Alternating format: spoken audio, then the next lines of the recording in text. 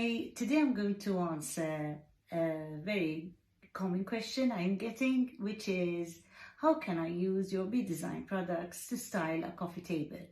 So here goes. When I style a coffee table, I always like to start off with a couple of coffee table books. This adds height to the table itself, and it creates a base for me where to start from. So these are the coffee table books.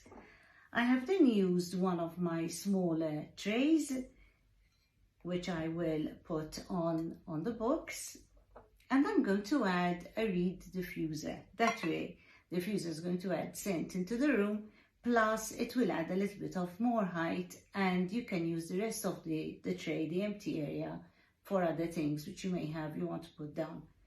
Then I added one of my smaller flower pots. I filled this with crinkled paper and I put in a fake cactus. That way I haven't filled up the whole table with a lot of bulk, and we kept it functional yet aesthetically pleasing. I hope those tips helped, and watch out for more. Till the next time, cheers.